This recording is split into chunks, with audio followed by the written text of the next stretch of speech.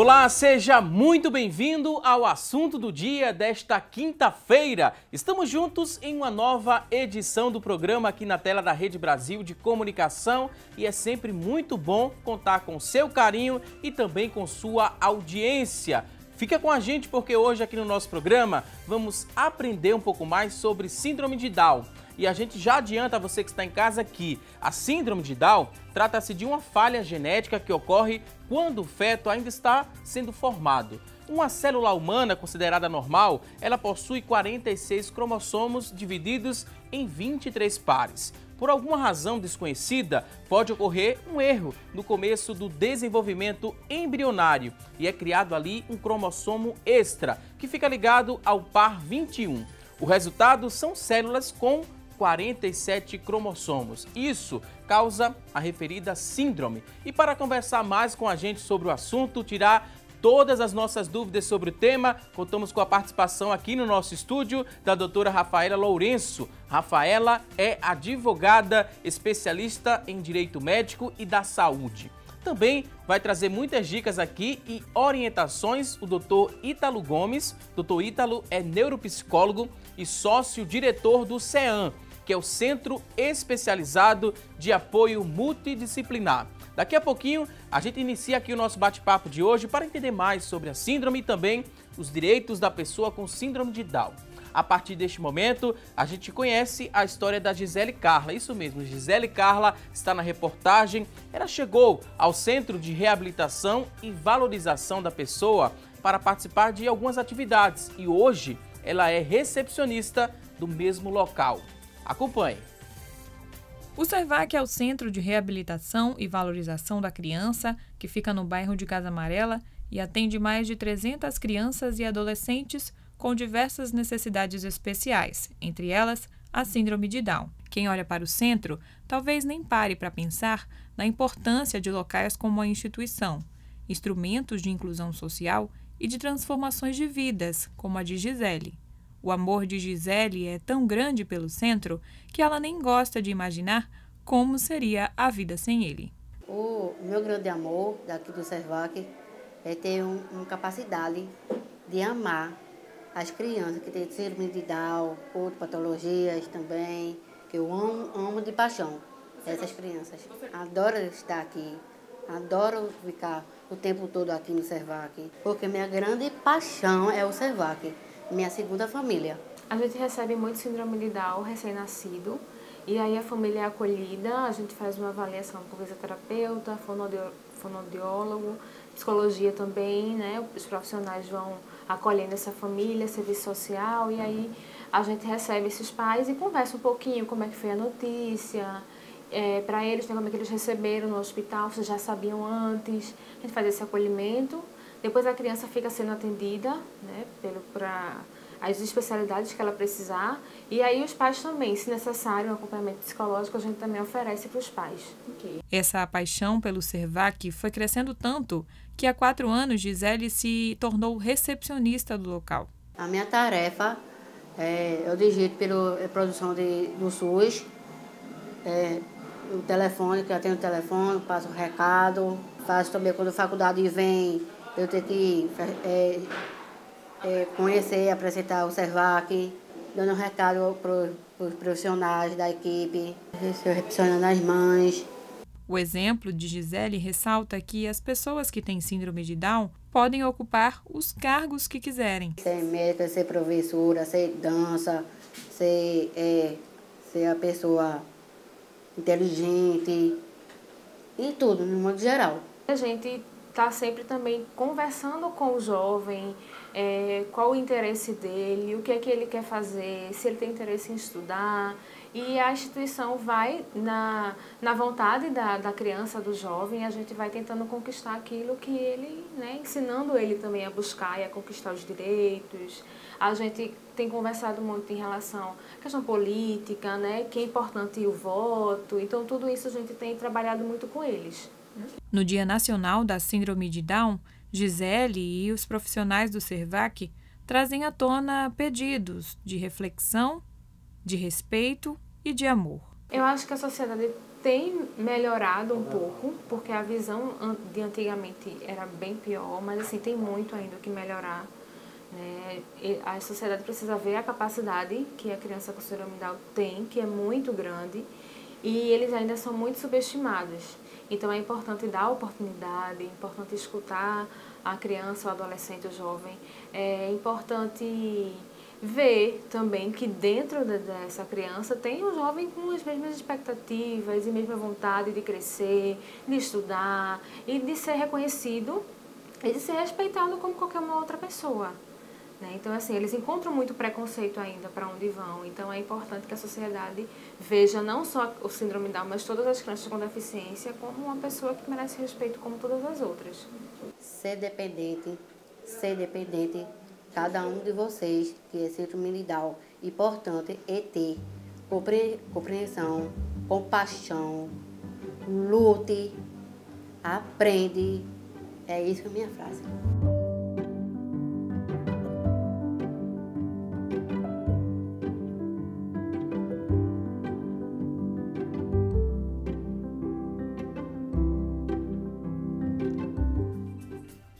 E que recado, né? Bem repassado pela Gisele. Ela encorajou a todas as pessoas que têm a síndrome de Down. Lute, né? Conquiste, você pode ser o que você quiser. A Gisele também mostrou pelo exemplo, né? Ela chegou para ser assistida lá no centro. Hoje ela é recepcionista, falou da paixão que ela tem por ocupar aquele cargo e não vai ficar por aí não. Gisele já completou 5 anos, né? Como recepcionista.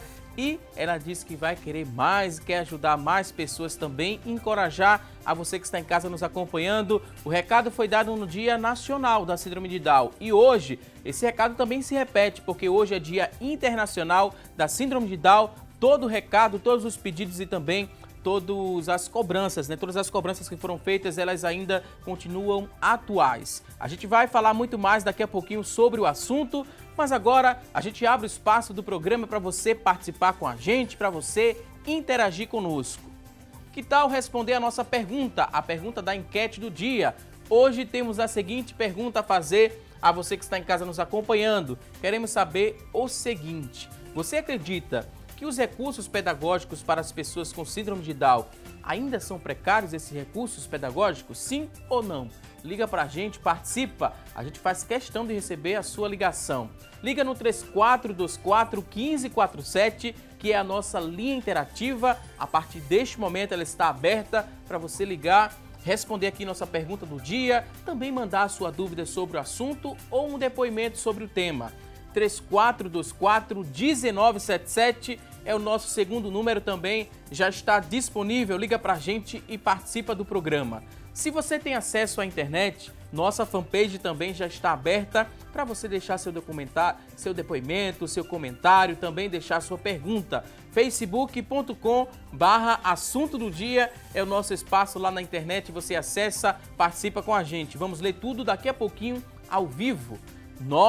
99209-4819 é o nosso WhatsApp, 99209-4819, você acessa, deixa lá sua pergunta, seu depoimento, daqui a pouquinho nossos convidados terão o maior prazer em responder a sua dúvida. A síndrome de Down não é considerada uma doença, mas existem algumas complicações que um Down pode apresentar com mais frequência que outra criança, como má formação cardíaca e do intestino, baixa imunidade, problemas de visão, de audição, respiratórios e odontológicos. Enquanto certas crianças nascem com algumas delas, outras não terão nenhuma. E a gente vai aprender muito mais sobre o tema a partir de agora com os nossos convidados. Quero dizer que é um prazer recebê-los aqui no programa Assunto do Dia. Fiquem à vontade, vamos aprender bastante. Rafaela Lourenço, ela que é advogada, especialista em Direito Médico e da Saúde, muito obrigada por sua participação. Obrigada pelo convite. Seja muito bem-vinda aqui ao nosso espaço. Obrigada pelo convite e espero contribuir com a disseminação de direitos e deveres que a pessoa com síndrome de Down tem. Também queria dar boas-vindas aqui ao nosso segundo convidado, Ítalo Gomes, neuropsicólogo. Seja muito bem-vindo aqui ao nosso espaço. Eu gostaria de agradecer o convite e dizer que para nós é uma honra poder difundir os conhecimentos a respeito da síndrome de Down, porque o conhecimento faz com que o preconceito diminua, e esse é nosso papel aqui. E a gente já começou explicando para quem está em casa que a síndrome de Down não é uma doença. Sim. E isso é muito bom ficar claro, porque muita gente, além do preconceito, né, existe aquela ideia errônea de que eu fiz alguma coisa, né, para poder a criança nascer desse jeito. Outra coisa errônea que as pessoas acreditam é que se a criança que tiver contato com a pessoa com síndrome de Down pode ter algum problema, alguma complicação, e isso não existe na prática, né, Ítalo? Que isso fique bem claro. Na verdade, é uma condição genética em que as causas são desconhecidas, como bem disse. Nós temos as incidências apontando para algumas questões que podem estar associadas, sem nenhuma cientificidade fechando isso, a causa possível da síndrome de Down. Uma delas é a idade dos pais, que poderia influenciar nessa mudança genética, porém nós temos casos de pais jovens que também podem apresentar essa questão da síndrome na germinação, digamos assim, desse feto. Então é importante a gente pensar que não há uma causa de responsabilidade desses pais em se tratando da síndrome de Down. Em relação ao nascimento da criança com síndrome de Down, né, a gente sabe que aqui no nosso país, a cada 700 nascimentos, uma criança pode nascer com a síndrome de Down. Sim. É mais ou menos essa estimativa aqui no nosso país. Nascendo com síndrome de Down, essa criança está cercada de direitos e também de deveres. Esses direitos são baseados onde? Na Constituição Federal. É o primeiro ponto que a gente começa a compreender os direitos da pessoa com síndrome de Down? É o que acontece. A pessoa com síndrome de Down é uma pessoa que tem os mesmos direitos que nós temos. Ela vai ter algumas regalias, vamos dizer assim, em sentido de privilégios e proteções, porque como ela tem um cognitivo mais baixo, o motor mais baixo, ela tem algumas preferências, então ela vai ter alguma proteção do Estado em relação a isso, proteção do Estado, proteção em relação aos planos de saúde, em relação às escolas, em relação à sociedade. A gente precisa demonstrar que o direito que a gente tem social, de casar, ter filho, educação, viagem, trabalho, eles também têm. Então, tudo está na Constituição, que é a base de tudo, e nós temos a lei, LBI, que é a Lei Brasileira de Inclusão, que defende eles também. A gente viu o exemplo da Gisele, né? Muito bem articulada, fala muito bem, explica direito, né, a função que ela exerce lá no centro. Para ela ter, né, chegar àquele ponto, para ela ter tanto conhecimento, ela precisou de estímulos. E esses estímulos, eles devem chegar quando? É quando já chega na fase de adolescente para adulto ou não? Esses estímulos podem acontecer e devem acontecer na infância. Então. Veja, como qualquer outra criança, a criança com síndrome de Down, ela precisa de estímulos precoces. Né? Então, pensando no indivíduo enquanto desenvolvimento cerebral, neuroanatômico, nesse primeiro momento de vida, nos primeiros anos de vida, nos primeiros meses de vida, a estimulação ela é fundamental. E aí, pensando na característica da síndrome, que pode trazer alguns agravos cognitivos, motores, é importante o tratamento o quanto antes. Então, essa estimulação precoce, ela vai sim apontar para um prognóstico muito melhor ao longo da vida. Então, é importante pensar que se ocorre na família, começar o quanto antes é muito necessário. Pensando nesse cérebro que está em ebulição, em neurodesenvolvimento, a neuroplasticidade, que é um termo que a gente dá em neurociência, para essa possibilidade do cérebro se reorganizar em função dos estímulos, pode ser reaproveitada nessa fase. Então, começar cedo é muito importante para que tenhamos síndrome de Down como Gisele, que desenvolve a sua função, que tem um cognitivo com desenvolvimento possível para atuar na sociedade e trabalhar, estudar e ter uma condição de vida como qualquer outro adolescente e jovem. E ter propriedade, né, desses direitos que ela tem, né, de fazer uma terapia, e como todas as crianças com síndrome de Down também têm. Começar desde cedo o pai e a mãe pesquisar, ou tem que se procurar um advogado, a princípio, assim que receber a notícia de que esse filho vai nascer com síndrome de Down, para se inteirar, né, sobre os direitos dessa pessoa com síndrome de Down. É preciso fazer isso, primeiro um advogado ou não? Por conta própria, tem como obter várias informações para em seguida ter essa assistência mais eficaz para o desenvolvimento dessa pessoa. O que acontece hoje, a gente tem a internet, que a gente consegue muitas informações na internet, muitos direitos já estão ali no Google e você consegue buscar. E especificamente, a maioria das famílias acabam que entram em luto com a notícia e, como é que eu posso explicar? Eles bloqueiam. eles não conseguem levar adiante a busca daquele direito. Então, o ideal é que se procure um terceiro que possa lhe ajudar. Geralmente, alguns amigos procuram o escritório para poder levar a informação para a família e a gente tenta demonstrar de forma mais simples possível todos os direitos e garantias que aquela criança e a família também têm. Essas terapias, a pessoa consegue no Sistema Único de Saúde ou precisa acionar a justiça para ter o tratamento, né, garantido? Como é que a gente poderia começar explicando isso? Porque a gente viu que quanto antes receber esse estímulo, melhor para o desenvolvimento, mas se a família não tem condições, por exemplo, Sim. ela pode agariar junto ao Sistema Único de Saúde um tratamento para essa criança? Pode sim. É dever do Estado fornecer a saúde. A gente sabe que a saúde é precária no Brasil inteiro, então a gente sabe que se a família for num posto de saúde, for num hospital especializado para o tratamento ou para a terapia, ela pode não conseguir uma vaga de imediato. E a Justiça tem auxiliado, de forma liminar, que a criança tenha atendimento o mais rápido possível.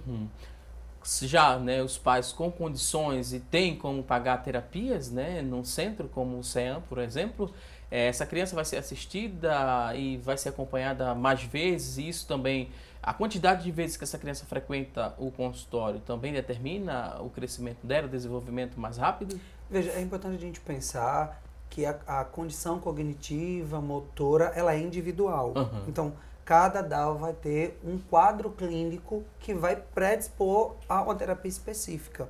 Então, muitos deles vão ter mais fono, menos TO, outras mais sessões de psicólogo e fono. A terapêutica muda de acordo com o quadro do paciente. Então, não é a condição síndrome de Down que vai definir a quantidade de terapias, mas sim o quão de desenvolvimento ele já traz e a estimulação vai frente a esse desenvolvimento. Então, a terapêutica vai mudar de acordo com a avaliação clínica. Cada profissional dentro da sua área específica vai avaliar quais marcos do desenvolvimento aquela criança já cumpre e que outras não. E aí, pensando nesse desenvolvimento global da criança, nós traçamos metas terapêuticas. E isso vai definir quantas vezes, quantas sessões e quais terapeutas serão necessários naquele momento. Sobre o direito à educação, como é que a gente poderia começar explicando para quem está em casa? O pai quer matricular a criança com síndrome de Down na escola.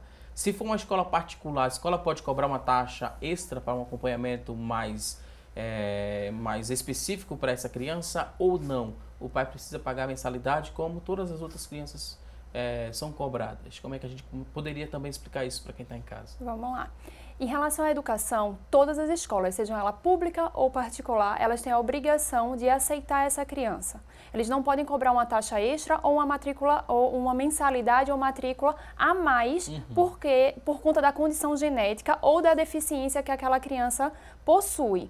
O que acontece é que muitas vezes a criança precisa de um acompanhante terapêutico. Pela Lei Brasileira de Inclusão, é a obrigação da escola prover esse acompanhante terapêutico especializado e capaz de atender a demanda daquela criança, sem nenhum custo adicional para a família. Quando essa criança está na escola e vai até, né, ao consultório para receber esses estímulos também, vocês percebem uma diferença? Essa criança se socializa mais? Ela tem um diferencial quando ela tem essa inclusão, né, na escola? É importante pensar que, como qualquer outra criança, eu ressalto, né? O contexto escolar ele é muito rico, porque é ali que ele vai treinar a habilidade social. É ali que ele vai ter o embargo com outras crianças, é ali que ele vai se comunicar, é ali que ele vai treinar a linguagem, inclusive, ida e vinda da fala. Então, muitas das vezes a gente ouve o discurso médico dizendo, bota na escola, junto com, inclusive, a prescrição das terapias, a escola como prescrição médica. Tendo em vista que é na escola, muitas vezes fora de casa, que a criança demonstra e faz com que questões que em casa não são vistas, a escola observa. Então, a escolarização ela é fundamental. E ela é importante pensada desde um primeiro momento. E aí, pensar na equipe capacitada, como a doutora Rafaela bem colocou, é importante. Porque a gente vê hoje a lei como uma necessidade de que ela ocorra, de ser impetrada e que ocorra, Porém, o corpo técnico escolar ainda é muito insalubre, no Muito. sentido de assistir esse aluno naquele contexto, de fazer as adaptações necessárias, de dar o tempo específico para aquela criança aprender determinado assunto. Então, pensar na lei que garante isso é também pensar na capacitação desse pessoal, que é fundamental para ter qualidade na escola. E aí não é só colocar na escola. A escola, de fato, tem que estar pronta para dar conta da inclusão, que é um desafio. Antes de perguntar a vocês sobre o que é, né, uma escola inclusiva, né, só é receber essa criança, ela é classificada como inclusiva? Antes de vocês responderem essa questão, eu queria perguntar a uma doutora Rafaela em relação a quando existe a recusa dessa criança ser matriculada na escola ou quando existe ainda a insistência de um pagamento extra. O que é que esse pai e essa mãe pode fazer? O que é que deve fazer? O que cabe a esses pais? Vamos lá. Em relação à cobrança extra ou a negativa de matrícula daquela instituição, os pais, a família, o responsável, o cuidador, pode procurar o Ministério Público e a Secretaria de Educação do município ou do estado, a depender de onde essa família estiver colocada, e pode fazer uma denúncia.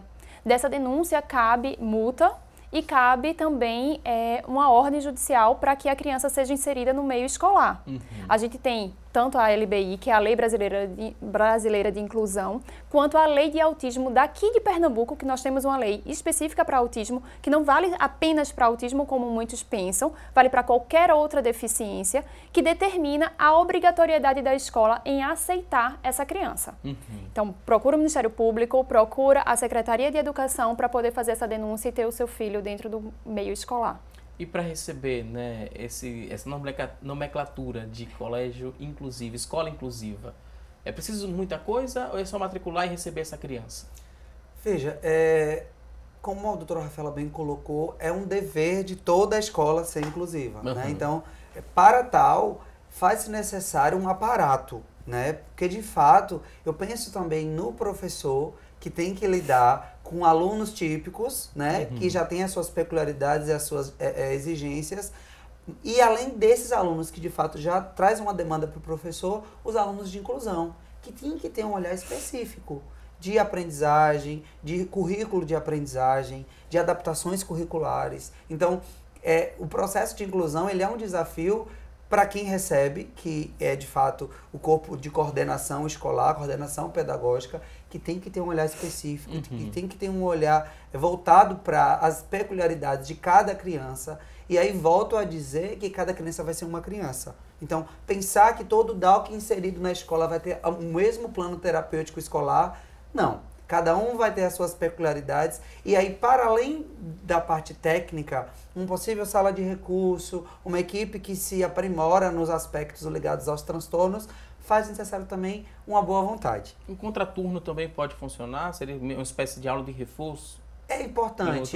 A gente tem, inclusive, na rede pública de ensino, e que vale ressaltar que muitas vezes até melhor do que a privada, no sentido da educação especial, das salas de inclusão, um contraturno que vai estimular cognitivamente esses alunos e que muitas vezes dá um suporte para os professores de sala de aula. Então, para além do suporte técnico, clínico, o escolar ele é importantíssimo. Então, esse contraturno, esse reforço cognitivo na escola, ele vai sim contribuir para essa neuroplasticidade já falada.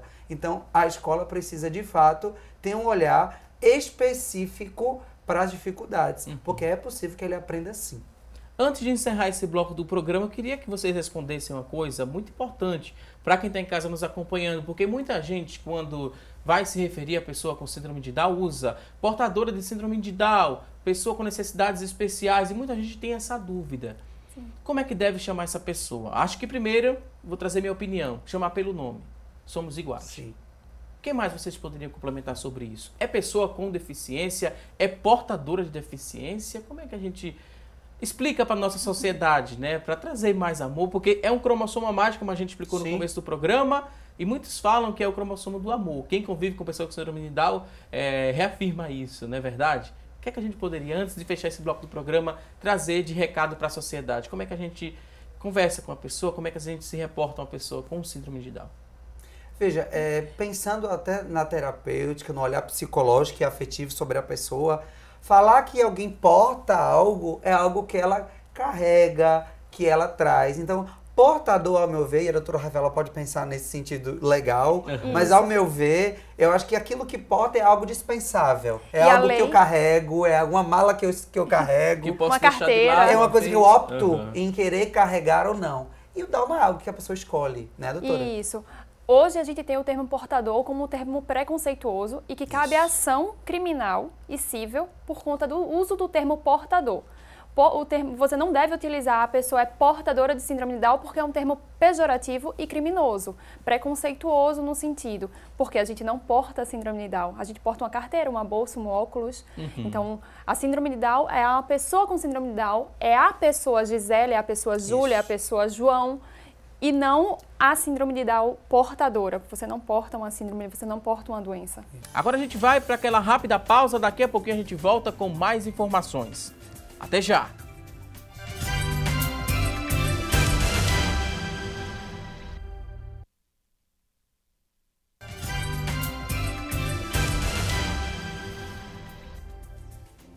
Hoje no programa estamos falando sobre síndrome de Down.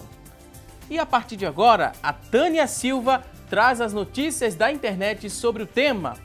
Olá, Tânia! Oi, Valdson, ótimo dia para vocês que nos acompanham. A informação de hoje é do R7. Mãe dá tocante depoimento sobre ter um bebê com síndrome de Down. A reação da australiana Jessica Egan ao descobrir, com 11 semanas de gestação, que estava esperando um bebê com síndrome de Down, foi a mesma enfrentada por muitas famílias ao saber que seu filho nascerá com a síndrome. Medo da dificuldade que a sua filha sofreria para ser aceita pela sociedade. Depois dessa primeira reação, após o nascimento da pequena Gwendolyn, Jessica resolveu fazer um depoimento em uma rede social que emocionou os internautas e alcançou mais de 300 mil likes. Com um tom de humor, ela conta que a atualização para cromossomos extras é incrível. Se oferecido, aceite. Após postar fotos da bebê, ela acrescentou que o cromossomo extra é fofo, extra especial e extraordinário. Tanta alegria extra. Ela compraria novamente, com certeza. Foram palavras dela. Agora a gente volta ao estúdio com você, Valdson. Ok, Tânia Silva, muito obrigado pela essa informação da internet para humanizar ainda mais aqui o nosso bate-papo sobre síndrome de Down, esse cromossomo extra, né? Muita gente fala que é o cromossomo do amor e é assim também que eu acredito. Né, Rafaela, você concorda? Esse cromossomo extra aí que aconteceu na formação dessa criança, desse bebê. Ele geralmente tem um carinho muito especial, depende, obviamente, do contexto social que ele está inserido, mas eles são geralmente bem carinhosos. Tem uma pergunta aqui, né? Muita gente teme ao desconhecido. A telespectadora não quis se identificar, mas tem dúvidas em relação ao diagnóstico da síndrome de Down, como é que ele é feito, porque ela tem uma certa idade, está querendo ter um filho e se corre risco dessa criança nascer com síndrome de Down com o passar, no caso, o passar da idade dela, né? Ela chegou numa idade já avançada e o diagnóstico como é que é feito e se a idade também deve ser levada em consideração. Veja, os médicos que acompanham podem, de fato, ter uma bateria de exames específicos para apontar um possível risco. Como já foi dito, não é um fator determinante direto. Há uma incidência grande ligada à idade materna e paterna, inclusive, porém, há a possibilidade, como eu já disse, de jovens terem também filhos com síndrome de Down. Então, existe aí a idade como precursor possível, mas nem sempre todos terão. Então, em se tratando do diagnóstico da síndrome de Down, já no desenvolvimento intrauterino, é possível exames que podem apontar a possível incidência da síndrome e após o nascimento o cariótipo será necessário. Então, essa questão de pensar no desenvolvimento cromossômico só após o nascimento, existe ainda na vida uterina algumas possibilidades de apontar, né, e dizer se tem risco e se há possibilidade de aparecer a síndrome ou não. Ok, vamos voltar a falar sobre direitos, né, da pessoa com síndrome de Down. A Constituição Federal, ela define a educação como direito de todos e estabelece a igualdade de condições e de acesso, além de permanência na escola. A educação inclusiva é um direito e ela é resultado de muitas discussões, estudos teóricos e práticas que tiveram a participação e o apoio de organizações de pessoas com deficiência e também de educadores. E a gente vai aprender mais direitos aqui da pessoa com síndrome de Down. Temos aqui essa tela com vários tópicos, vocês vão nos ajudando a compreender melhor, principalmente a Rafaela, que é advogada, está aqui nos ajudando, tirando também todas as nossas dúvidas. O primeiro ponto fala sobre o direito a um salário mínimo por meio do benefício de prestação continuada, o BPC. Isso. O que Tem acontece? algumas observações. Exatamente. O BPC ele é possível para família que tem a pessoa com síndrome de Down, desde que essa família tenha 1/4 de salário mínimo per capita, ou seja, você pega a família num todo dentro de casa, divide um salário mínimo por 4.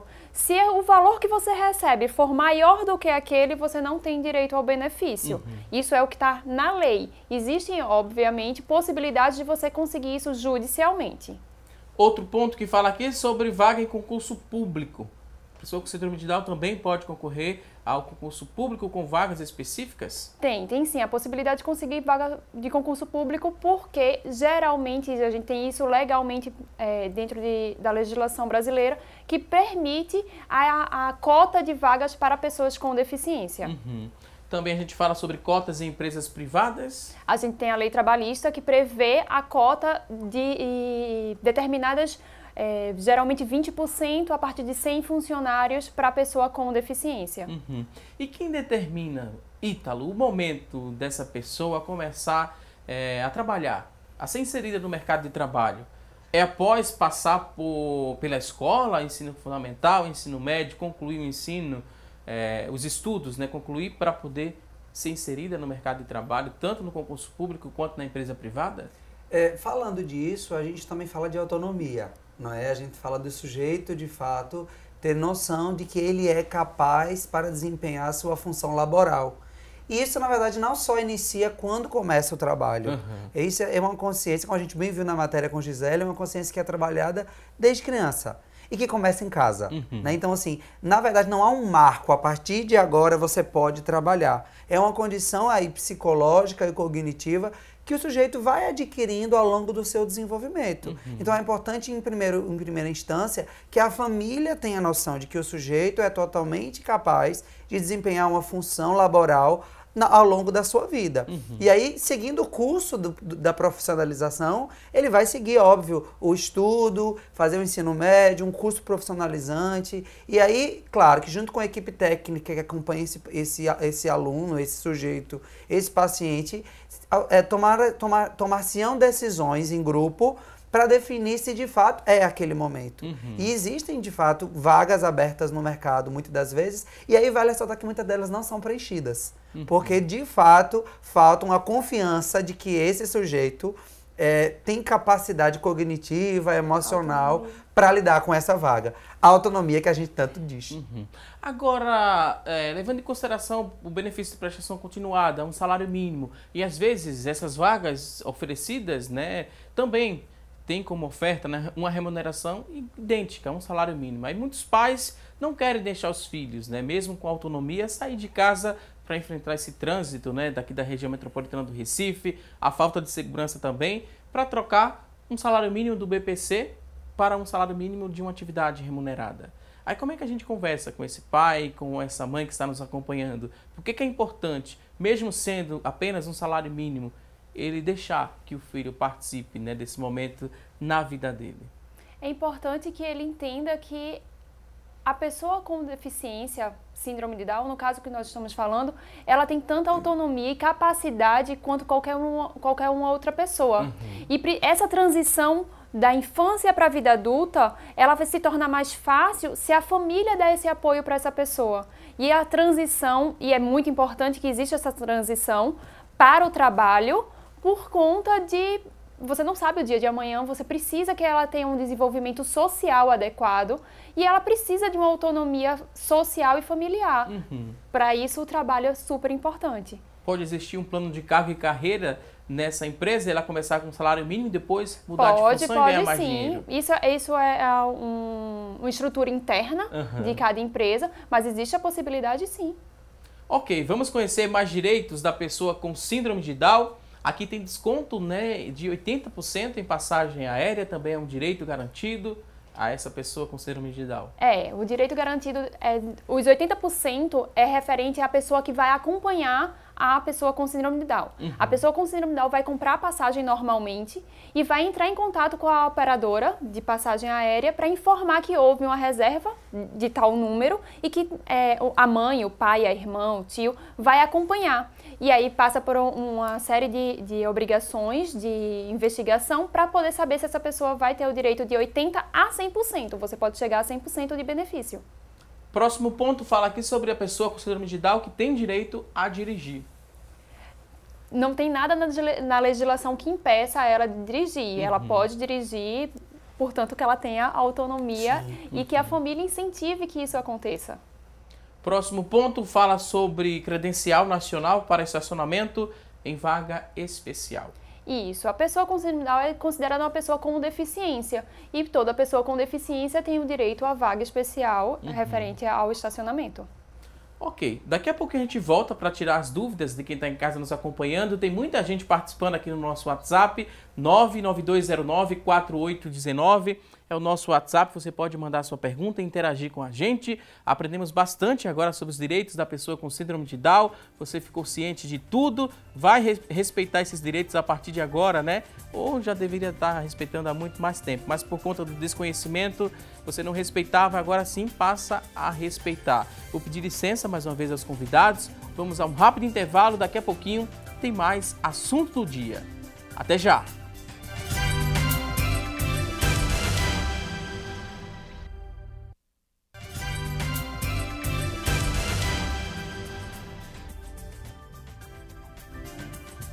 Já estamos de volta com mais assunto do dia, hoje falando aqui sobre síndrome de Down e a terapia ocupacional para as crianças com síndrome. Ela realiza atividades lúdicas, culturais e corporais que promovem a acessibilidade dessa criança com síndrome de Down. Tudo isso levando em consideração o contexto social de cada criança, suas necessidades e também desejos. Trabalha também em parceria com a fonoaudiologia e com a terapia para que tenha um bom resultado e um resultado ainda mais completo. E esse trabalhar lúdico, né, esse incentivo, e é o que a gente vai ver agora com o Ítalo, ele que é neuropsicólogo, trabalha num centro especializado, né, para dar assistência a essas crianças com síndrome de Down também. Isso. E vai mostrar algumas das atividades que são realizadas para estimular o desenvolvimento dessas crianças. Sim. Por onde a gente poderia começar a explorar e por que é importante também que os pais eles entendam, né, que é preciso sim um trabalho multiprofissional para trazer mais qualidade de vida à pessoa com síndrome de Down. É uma grande preocupação dos pais, né, e da sociedade em geral, o desenvolvimento desse sujeito, né? E desenvolvimento cognitivo, ele é estímulo. Então, pensar nos estímulos e na qualidade dos estímulos desde a primeira infância, desde o bebê, é fundamental. Pensando no quadro da síndrome de Down e como traz aspectos cognitivos para esses indivíduos, a questão motora é algo que precisa ser considerada. Muitos deles trazem a hipotonia ou a flacidez muscular como uma marca importante. E aí, desde sempre, como foi colocado, o fisioterapeuta é importante para o trabalho clínico a respeito dessa tonicidade. Mas mais do que isso, as atividades em geral, seja ela com fono, psicopedagogo, psicólogo, terapeuta ocupacional, precisa contemplar esse padrão, que é o desenvolvimento da parte motora. E aí, desde muito cedo, trabalhar com atividades que em casa a gente tem, não é? Massinhas de modelar, que às vezes os pais questionam, mas precisa ser um equipamento específico, terapêutico. Dentro da própria casa, muitas vezes, existem objetos que podem trabalhar. E aí, pensando na parte motora, coisas como rasgar papel, amassar jornal, circuitos dentro da própria casa, são importantes para treinar a parte cognitiva ligada ao motor. Então, a grande preocupação dos pais, muitas vezes, é o custo desse equipamento para estimular. E aí, o custo, muitas vezes, não é tão alto quando a gente pensa que dentro do próprio lar pode estimular esse indivíduo. Falta um pouco de informação, de interesse? O que é que falta a esses pais? Ou ainda é aquela resistência de aceitar o diagnóstico da criança? Veja, eu acho que passa pelas duas vias. Eu acho que passa pela aceitação e se aceitando, muito mais fácil todo o processo, né? É óbvio que a elaboração da perda de um filho ideal, ninguém gostaria, escolhe ter um filho com tais especificidades, mas se tendo, faz necessário elaborar. Depois de elaborado, e a gente lida com isso diariamente na clínica, é tudo muito mais fácil para todos, porque a família se engaja, a equipe entende, e aí existe uma parceria que precisa ser firmada entre família, escola e clínica, que tem que durar pela vida toda. Então, se a família entende do quadro, entende a especificidade daquela criança, do desempenho e do desenvolvimento daquela faixa etária, e isso a equipe técnica pode explicar, a escola pode ajudar, tudo contribui para um desenvolvimento global mais expressivo para esse sujeito. Então, pensar nessas atividades nos 3 aspectos é importante para esse indivíduo desenvolver com autonomia. Essa ação, né, de, pronto, pegar uma massa, de modelar e ficar amassando aqui a massa. Sim. Isso aqui vai dar o que a essa pessoa? Vai ajudá-la a pegar um copo mais à frente, por exemplo? Sim. Vai trabalhar isso? Veja, na verdade, quando a gente pensa em planejamento motor, nós estamos pensando num aparato cognitivo, que é neurológico a princípio, e nas conexões que esse circuito nervoso vai precisar para dar conta desse movimento. Então, há um treino aí importante que precisa ser feito, desde coisas básicas, né, como eu coloquei, rasgar jornal, amassar algumas coisas, de um tônus mais grosso, que nós chamamos mais amplo, para um específico. Há uma grande angústia dos pais na escrita. Há uma grande angústia na alfabetização. Só que a alfabetização e o movimento de pinça, que é um movimento muito especializado, ele precisará de outros movimentos que a massa, que o circuito, que o papel, que a marcha vai ser preponderante para que ele escreva. Então, a preocupação ela não é só na alfabetização com 7, 8 anos. Ela tem que começar antes, com toda essa estimulação e proporcionando, acima de qualquer coisa, prazer. A gente vê aqui jogos coloridos, Sim, jogos prazerosos, atenção, né? Que a aprendizagem ela tem que ser significativa e afetiva. Então, quando nós pensamos na terapêutica com a criança, e isso é com qualquer dos transtornos, e com a criança típica, a aprendizagem ela tem que afetar a nossa emoção. Mesmo sendo lúdico, né, ela vai aprender bastante. Alguns pais podem dizer, o lúdico eu faço em casa. No consultório eu quero fazer outra coisa, mas não é assim, né, que anda e aí o tratamento. É muito comum, Valdo, a gente pensar nos pais, mas eu tô levando pra terapia para brincar. E aí eu penso, que outra via senão a brincadeira para acessar a criança? Tendo em vista que ela precisa ser afetada emocionalmente. Então, no consultório, sim, nós vamos utilizar os recursos que muitas vezes, até mesmo em casa, ele já possui, mas com um olhar técnico, visando a área do cérebro a ser estimulada, visando as metas terapêuticas daquele indivíduo, e aí os terapeutas precisam orientar os pais para que o que é feito no consultório seja feito em casa. E aí vale a pena lembrar que muitos dos pais, devido à correria, devido à terceirização do cuidado com os filhos, não conseguem fazer esse acompanhamento e acaba delegando para terceiros essa função. E aí é muito comum a gente psicoeducar babás, motoristas, cuidadores, para desempenhar essa função também de generalizar aquilo que é trabalhado na clínica. No caso do plano de saúde, por exemplo, né, a gente viu que pela Constituição, essa criança tem direito, né, à saúde, à educação. O Sistema Único de Saúde teria que garantir todas as terapias. Sim, mas na prática isso não acontece. E o plano de saúde também? Esse pai, essa mãe, fazendo um plano de saúde para uma criança com síndrome de Down, ele tem o direito de fazer todas essas terapias e cobrar ainda mais porque está pagando por aquele serviço? Tem um direito a mais quando se paga um plano particular? Tem. O plano de saúde ele é obrigado a custear todo o tratamento, desde que prescrito pelo médico assistente, que geralmente é um neurologista ou um psiquiatra, a depender do caso. Então, tendo a prescrição médica para um atendimento, o plano de saúde ele tem a obrigação de custear de forma integral, caso ele não tenha dentro da rede credenciada profissionais aptos e qualificados para atender aquela criança, ou indicar uma clínica que seja apta e adaptada para a necessidade daquela criança. Não adianta ser um terapeuta sem as especificidades que o neurologista passou. E no caso, né, na prática de escritório, muitos pais procuram falando sobre essa barreira que às vezes o plano de saúde cria ali para não dar assistência integral a essa criança? Isso, a gente tem muita demanda de famílias que precisam do atendimento, mas que o plano de saúde custeia de forma parcial, reembolsa o valor de tabela, que é o que eles chamam, e geralmente o valor de tabela é muito baixo em relação ao valor do tratamento, porque o tratamento é um valor caro, é um valor oneroso. E aí o plano de saúde ele tem a obrigação de custear 100% desse tratamento. E a gente fala, né, mais uma vez aqui sobre esse tratamento, sobre o que é trabalhado no consultório com essas crianças. Vamos mostrar outros exemplos. Sim. A gente mostrou aqui a massa, né, para trabalhar essa questão motora.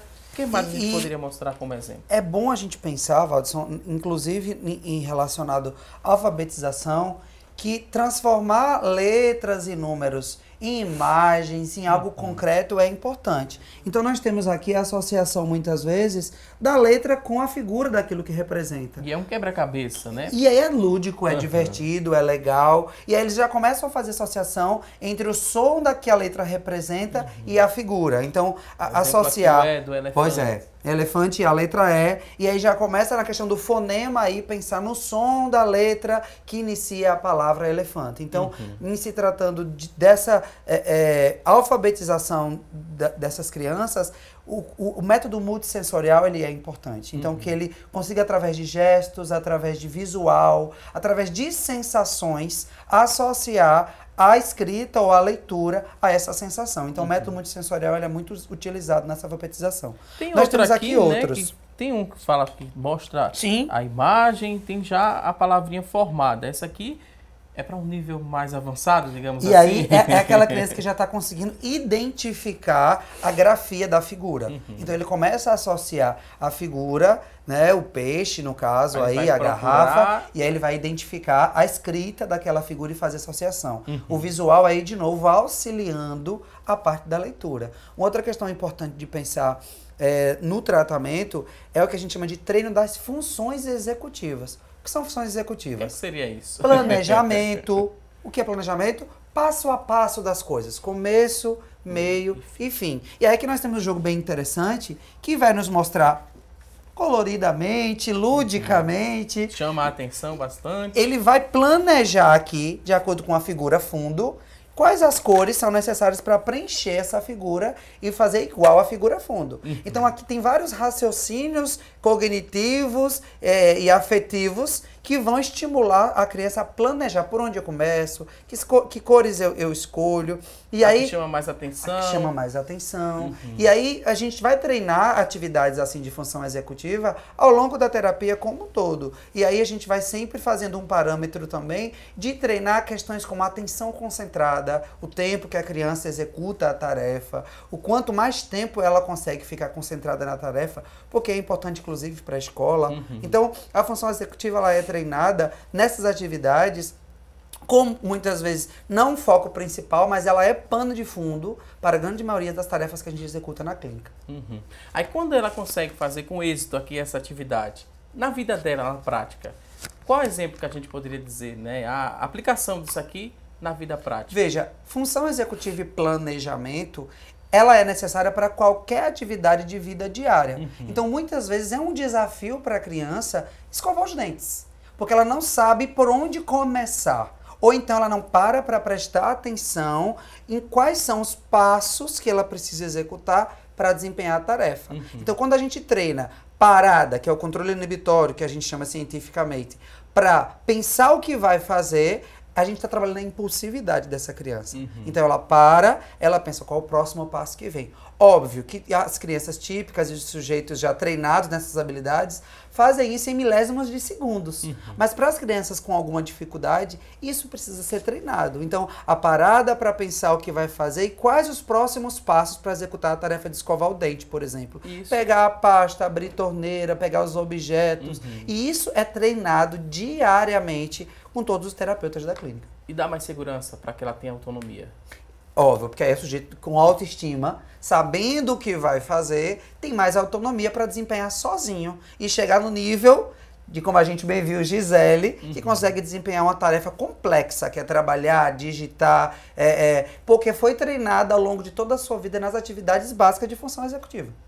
E tratar, né, de acordo com o grau que ela vai evoluindo, é bom destacar. Não infantilizar para sempre. Essa pessoa com síndrome de Down, isso é muito importante, porque quando se infantiliza, né, ela pode ter algum problema no futuro? Se trata como criancinha, sempre a coitadinha, a menininha, no diminutivo, né? Será que pode trazer alguma consequência tratar dessa forma? Veja, é importante a gente pensar nessa elaboração de que o filho de fato tem e o que vai ser feito a partir daí, é aí que começa o primeiro passo para a autonomia. E se a gente mantém esse sujeito enquanto bebê, enquanto dependente, enquanto sempre tendo necessário alguém para estar próximo, para fazer algo por ele, muito possivelmente esse sujeito vai ser prejudicado, porque a gente está subestimando a capacidade que ele tem. Então, bebetizar a criança com síndrome de Down é muito comum. A gente vê muitos pais querendo superproteger, querendo mantê-lo debaixo das próprias asas, digamos assim, mas é necessário que eles saiam. Como qualquer outra criança, precisa de autonomia e de ter certeza que ela consegue desempenhar suas funções. Isso é autoestima que todo mundo precisa. Tem direito também ao lazer, né? A ter essa autonomia para ir a um parque público com alguns amiguinhos também, alguns amigos. Isso é muito importante ser preservado. Muito, muito importante. Faz parte do desenvolvimento social dele. Então, ele precisa desse desenvolvimento social, ele precisa que a família demonstre uma segurança de que, olha, eu confio em você e você pode fazer isso porque você é capaz de fazer isso. Um último exemplo, antes de ir para o intervalo, vamos mostrar que quem está em casa é capaz de desenvolver isso em casa e dar mais autonomia a essa pessoa com deficiência, no caso, com a síndrome de Down, que está em destaque hoje no programa. E aí, quando a gente pensa ainda nas questões de casa, que podem ser feitas em casa, nós temos aqui um cubo de estimulação motora, que aí, veja, amarrar um cordão que parece muito com um sapato que a gente tem em casa, né? Veja, o zíper que nós temos em camisas, em calças, botões que nós podemos... pode parecer simples. E que para quem tem uma hipotonia muscular, motora, é um desafio muito grande. Essa hipotonia é uma fraqueza? Hipo a gente quer dizer menos, né? Então, digamos que o desenvolvimento motor, ele é prejudicial. E aí é uma fala comum de que todos eles terão. Uns têm mais, outros têm menos, e que isso é determinado geneticamente, né? Então, e pode ser trabalhado também. E aí deve ser trabalhado, né? Geralmente o profissional de entrada da síndrome de Down é o fisioterapeuta de estimulação inicial, porque ele vai começar desde muito cedo com a estimulação precoce. Amarrar o cadarço, abrir ali o zíper, o que mais a gente pode mostrar para quem está em casa? Velcro, a tonicidade, a força. Nós temos aqui ainda alinhavo que ele pode trabalhar e coisas que a gente não precisa ter. Abrir o botão ali da camisa, tem aqui 2 botões. E aí, veja, se tornarmos mais lúdico, mais colorido, mais legal, mais atrativo, é muito mais fácil para a criança executar. Vou pedir licença agora aqui aos nossos convidados. Antes do intervalo, eu quero lembrar você que está em casa o seguinte, que você também pode acompanhar o assunto do dia pelo site da Rede Brasil. Basta você acessar redebrasiloficial.com.br e você vai encontrar, né, lá o link TV ao vivo e você assiste tudo que está passando aqui no canal 14.1. Também você pode acompanhar o canal do YouTube da Rede Brasil, Rede Brasil Oficial no youtube.com. Acessa lá youtube.com, Rede Brasil Oficial, que você também vai assistir o programa Assunto do Dia ao vivo. E a gente lembra também que todas as edições do programa Assunto do Dia você pode acompanhar no nosso canal. Só ativar lá, né, as notificações para você ser informado sempre que for postado um novo vídeo. Você se inscreve no canal, depois ativa as notificações e sempre que chegar um novo vídeo você vai ser bem informado. A gente vai a um rápido intervalo, lembrando que no próximo bloco aqui do programa tem receita. A gastrônoma Luciana Luna preparou um prato muito especial. Olá, Luciana! Olá, Valdson! Já já eu vou ensinar como fazer um pãozinho para quem é intolerante ao glúten. Não sai daí que a gente volta após o intervalo.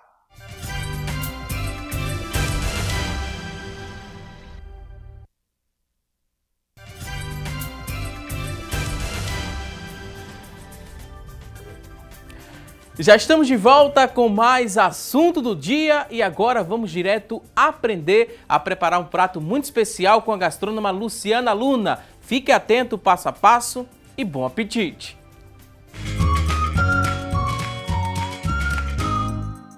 Oi, gente, tudo bem com vocês? Sabe aquele momento que bate aquela vontade de comer um pão bem quentinho, mas aí você lembra que é intolerante ao glúten?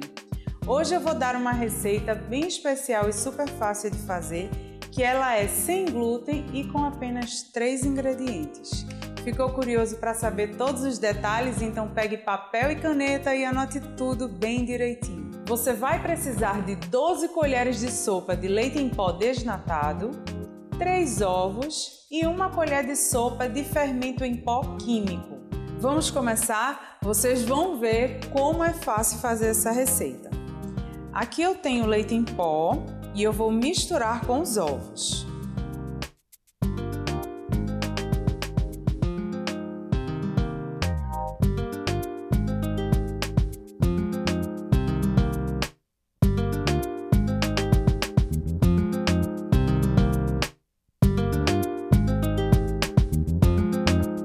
Após misturar bem, a gente vai acrescentar o fermento em pó.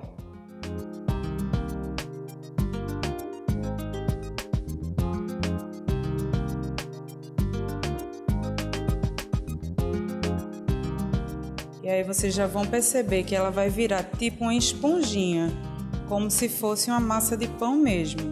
Já está pronta a nossa massa. Aqui eu tenho uma assadeira e eu vou pegar com uma colher as bolinhas e vou colocando na assadeira, não precisa untar. Então com a colherzinha mesmo, eu vou colocando pequenas porções e nós vamos levar para assar no forno a 180 graus por 20 minutos.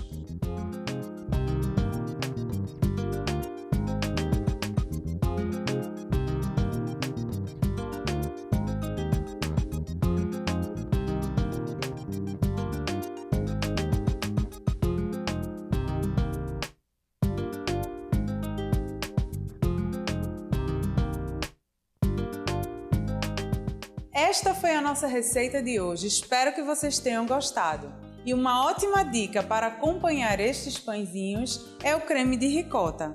E como eu amo essa receita, eu não resisto e vou comer um.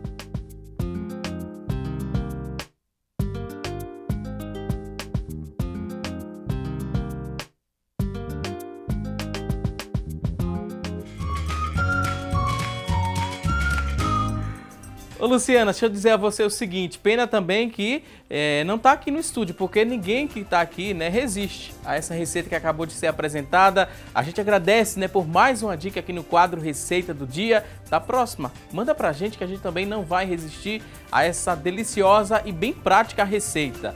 A gente segue aqui com mais informações e mais coisa boa no nosso programa, porque a partir deste momento tem as oportunidades de emprego disponíveis para hoje. Fique atento, pegue aí papel e caneta e boa sorte!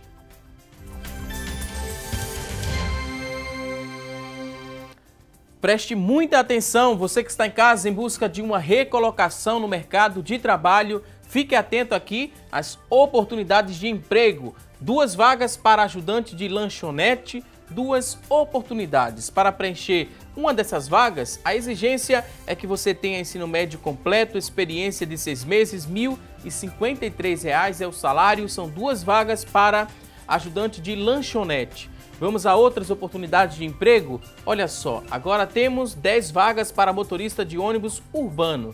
10 vagas para motorista de ônibus urbano.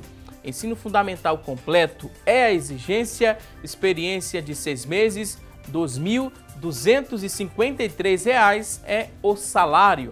Vamos a outras oportunidades? Olha só, 3 vagas para marceneiro, 3 oportunidades. Ensino médio completo é a exigência, experiência de 6 meses, R$ 1.035 é o salário. E você que está em casa se interessou por uma dessas oportunidades? Elas são do Sistema Público de Emprego, Trabalho e Renda. Ele fica localizado na Avenida Rio Branco, no número 155. Avenida Rio Branco, número 155. O telefone para contato, pega aí papel e caneta. Tome nota. É o 3355-2900, 3355-2900. Mais uma vez, desejo a você boa sorte nessa busca por uma recolocação no mercado de trabalho. E a gente segue para aprendermos mais aqui sobre síndrome de Down, sobre terapias que são realizadas para incentivar o desenvolvimento da pessoa com síndrome de Down. Aprendemos que o lúdico, né, faz parte da rotina da pessoa com síndrome de Down, faz parte também da rotina do consultório. Sim. Temos outros objetos que vamos mostrar que servem como estímulo para o desenvolvimento dessa pessoa.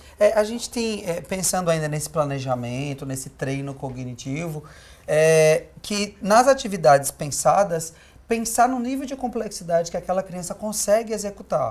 Então, às vezes, a gente quer, digamos que, executar uma determinada uma atividade mais complexa, sem que aquela criança tenha treinado habilidades primeiras. E aí os terapeutas que acompanham, a professora que está com ele, pode inclusive dar um suporte à família do que está sendo feito para aquela idade, do que é esperado para aquela idade. E aí nós temos aqui muitas vezes atividades de encaixe.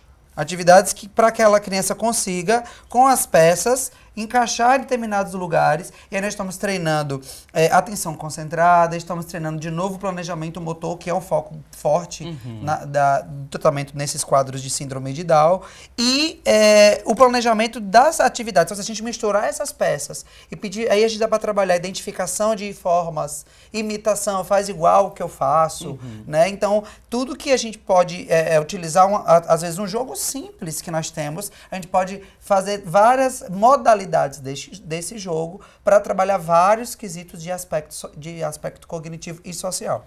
De colocar, né, cada objeto em determinada forma, né? Sim. Aqui confere, esse também é outro exemplo. Veja, nós temos aqui... planejamento. Pois é, um objetivo, uma atividade que vai estimular, além da motricidade fina, que é importante que ele manuseie com qualidade o estímulo, o encaixe. Que aí ele vai ter que ter a cognição para reconhecer o espaço indicado, e aí é muito comum eles tentarem outras formas.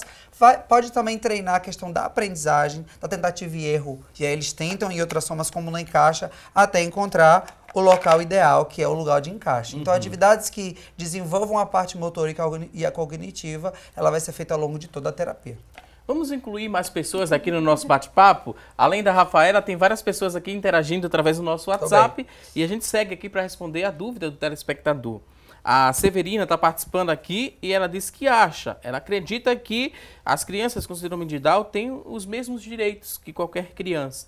Aí você pode dizer o que para ela, para a Severina? Não só acha. A partir de agora, tenha certeza disso. Que todas as crianças, independente de uma síndrome ou não, elas têm os mesmos direitos, elas têm as mesmas garantias que qualquer ser humano. Aí, no caso, direito à educação, vamos listar alguns direitos. Saúde, social, trabalho... São direitos garantidos pela Constituição Federal. Nós temos a lei, a Carta Magna, né, que é a lei principal. A Constituição defere esse direito e a gente tem o direito de proteção, o direito de intimidade, como é que eu posso te dizer? Geralmente os pais têm esse problema e o Ítalo pode confirmar. Eles acham que pela criança ser síndrome de Down, ela não tem uma intimidade, ela não precisa da porta fechada, ela não precisa se entender que ela tem o direito à intimidade, que precisa ser preservado isso dela. E os pais precisam desvincular isso, precisam tirar de... A gente vê muito das crianças, e eu falo isso por conta da minha irmã, eles acham que precisam de uma superproteção, que precisam estar sempre atentos e não dão aquela liberdade para a criança desenvolver. E é preciso essa liberdade, isso é garantido por lei, que ela tem essa liberdade e esse direito à autonomia.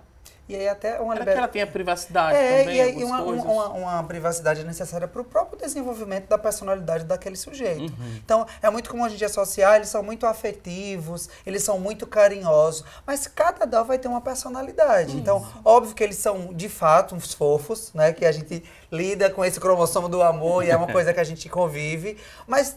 E muitos deles, muitos pais, e nós na clínica também presenciamos momentos de muita raiva, de muita euforia, de frustração. E a gente vê muito adolescente, síndrome de Down. Sim. Minha irmã tem 15 anos. Está dentro da ebulição da puberdade. E ela tem as birras dela, tem os questionamentos, tem eu não vou, e bate de frente, e responde, como qualquer outro adolescente. Não existe diferença, não é porque ele é síndrome de Down que ele não vai ter a adolescência, a puberdade vai pular. Não, ele vai passar por todas as fases. Em relação, vou pedir licença, né, para também explorar um pouco da sua irmã.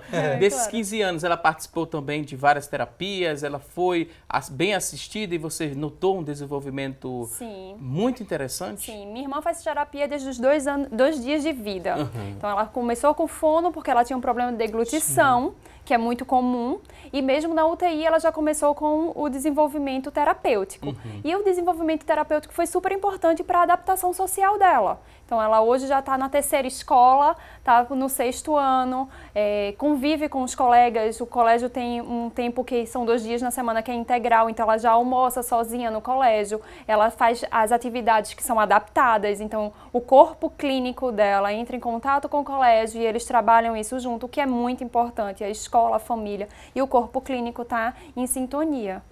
E no caso, né, como ela tem em casa uma irmã que é advogada, se ela tiver algum direito violado, ela aciona essa irmã para ter uma ajuda aí. Mas no caso, quem está em casa que não tem acesso a um profissional do direito, ele pode procurar a Defensoria Pública? Pode ser um exemplo para quem está em casa, uma orientação? Pode sim, procurar a Defensoria Pública. A gente tem uma lei que determina que até R$2.000 a pessoa pode ser assistida pela Defensoria Pública. Mais do que isso, precisa ser um profissional particular, um advogado particular. Mas a gente tem várias possibilidades. Tem o Ministério Público, tem a Defensoria e tem escritórios que trabalham em questão de pro bono e faz ação social, principalmente nessa época que está tendo o Dia Internacional da Síndrome de Down, no dia 2 de abril, dia do autismo. Então, a gente trabalha bastante sobre isso. Vamos seguir agora com as participações no nosso WhatsApp? Vamos. Tem aqui uma participação, a pessoa não se identificou, mas fala o seguinte, no caso é um elogio, é um paciente lá da clínica, né, lá do CEAM. Ele fala o seguinte, dizendo que o Ítalo é um excelente profissional e onde o filho dele teve uma grande evolução. Em 4 meses de terapia apenas, ele notou essa evolução e ele queria deixar registrado aqui esse elogio a toda a equipe do CEAM e ao neuropsicólogo Ítalo e parabéns ao programa. No caso, é a Viviane que está interagindo aqui com a gente. A gente agradece o recado e repassa aqui o elogio a toda a equipe. Toda a equipe que ela continue, continue, né? Pois é. 4 meses já tendo resultado. E agora continuar para ter mais pra frente. Muito em breve a gente vai ver grandes avanços. Vamos aqui a outras participações. É a mãe do Benjamin. Sim. Participação aqui de outra telespectadora. Ela mandou até a fotografia da Maria Eduarda, a filha dela de 13 anos. Ela disse que a filha dela tem síndrome de Down e é o maior orgulho da família. Ela gostaria de saber o seguinte, a Maria Eduarda, desde o mês de vida, ela é super ativa, sempre participa de tudo, em casa e também nas terapias. Mas agora ela percebe uma certa gagueira e está evoluindo bastante essa gagueira. O que é que eu devo fazer? É a Marcilene, a mamãe da Maria Eduarda, que tem 13 anos e mandou uma fotografia aqui da filha dela, que a gente não tem como exibir, mas ela é linda, viu? A gente diz que aqui a Maria Eduarda, de 13 anos, é linda e bem sorridente aqui na fotografia. É importante a gente pensar que a questão motora da fala é um aspecto importante. A Rafaela bem falou que a irmã começou com a estimulação da deglutição e aí é fono que faz isso. Então, os aspectos ligados ao motor sempre precisaram ser observados ao desenvolvimento desse sujeito. Então, essas regressões, digamos assim, nesses aspectos de articulação da fala, uma possível gagueira ou dificuldade de articular e de entender a linguagem propriamente dita, é importante ser observado por um especialista. Porque pode ser de fundo emocional, alguma questão, algum trauma, alguma coisa ligada a algum embargo do contexto que ela vive que vai afetar somaticamente o seu sistema, como pode ser uma questão de estrutura mesmo, de muscular, de falta de estimulação adequada. Então é importante uma avaliação técnica para saber se de fato é algo que é motor ou algo emocional, que aí o profissional pode orientar observando ela especificamente. Um psicólogo junto com a fono. Exatamente. Próxima participação aqui, a Zuleide quer saber o seguinte, toda pessoa com síndrome de Down precisa fazer terapias? E a outra pergunta é se existe síndrome de Down de um grau mais leve. Tem graus a síndrome de Down? Veja, por muito tempo difundiu-se essa graduação do Down, né? Leve, moderado e severo. Mas hoje, com o avanço da tecnologia e com as estimulações precoces que nós temos percebido que hoje não se nomeia mais o Down como sendo níveis, né? Está muito ligado ao tipo de estimulação que é feita. Então, garantir a priori esse desenvolvimento, essa estimulação da criança, vai evitar que ela tenha um quadro mais severo. Então, não é que ela nasça leve, moderado ou grave. Vai depender muito da qualidade do estímulo que lhe é ofertado. E sim, enquanto técnico, eu penso que a nível menor ou maior, dependendo dos agravos que a criança traz, ela sim vai precisar de acompanhamento técnico. Temos aqui outra participação, a pessoa não se identificou, mas fala o seguinte: Ítalo e toda a sua equipe, todos são perfeitos. Sou de Paulista, moro no município do Paulista e indico o CEAM a todas as mamães que eu conheço. A gente agradece aqui, a pessoa não se identificou, grande, né? Não se identificou, mas disse que recomenda lá o CEAM para dar assistência a essas crianças e também às famílias. Temos aqui várias participações, muita gente. A Joselma, ela agora se identificou, mandou aqui o recado, a gente agradece a Joselma. A gente está agora na reta final do programa, seguindo agora para a reta final do programa. A mamãe do João Guilherme também está participando, que é a Joselma, dando parabéns aqui. Não é nenhuma pergunta, pensei que era uma pergunta que tinha chegado agora ao vivo. Reta final do programa, antes de concluir, vamos a uma reflexão sobre tudo que a gente conversou hoje aqui no programa. Primeiro, com Rafaela, por que é importante que quem está em casa lute pelos direitos da pessoa com síndrome de Down? Então, todo ser humano precisa brigar pelos seus direitos, lembrando sempre que tem deveres por trás daquilo. A pessoa com síndrome de Down, ela precisa brigar ainda mais para garantir uma defesa em relação a estudo, a trabalho, ao social, porque existe uma dificuldade social e de preconceito em relação a se ela pode ou se ela não pode, se ela é capaz ou se ela não é capaz de estar naquele ambiente. Então, por isso que os direitos e garantias são tão importantes na vida cotidiana daquela pessoa. Na parte do Ítalo, por que é importante que essa criança participe das terapias? Veja, pensando nas terapias, ela é um start muito importante para que esse sujeito se torne sujeito, para que ele tenha autonomia, para que ele consiga gozar dos seus direitos civis com qualidade. Então, é importante que busque os seus direitos, que busque a rede pública de saúde quando não se tem condição de um serviço privado. E muitos pais que puderem ofertar o serviço privado a seus filhos, não se privarem de fazer isso de fato. Porque hoje, com o avanço da ciência, a gente tem percebido que quanto mais estimulação adequada é feita nesse neurônio, mais possibilidade de neuroplasticidade ele fará. Então, quanto terapia de qualidade ofertarmos, melhor será o prognóstico dele para ser um sujeito eficiente, com habilidade social, para viver feliz e sendo capaz de ter as suas funções cognitivas preservadas. Vou pedir licença pela última vez aqui aos convidados. No começo do programa a gente fez uma pergunta, a enquete do dia. Vamos conferir agora o resultado? A pergunta de hoje foi a seguinte: você acredita que os recursos pedagógicos para pessoas com síndrome de Down ainda são precários? Sim ou não foi a nossa pergunta. Das pessoas que participaram, 87% disseram que sim, que esses recursos pedagógicos ainda são precários. 13% disseram que não. A gente agradece a você que ligou, que participou aqui no nosso programa. Foi muito bom contar com seu carinho e também com sua audiência. Agora a reta final, mais uma vez, para agradecer aos nossos convidados. Foi um prazer recebê-los. Rafaela Lourenço, ela que é advogada, especialista em direito médico e da saúde. Muito obrigado. Agora aquele último recado, bem rapidinho.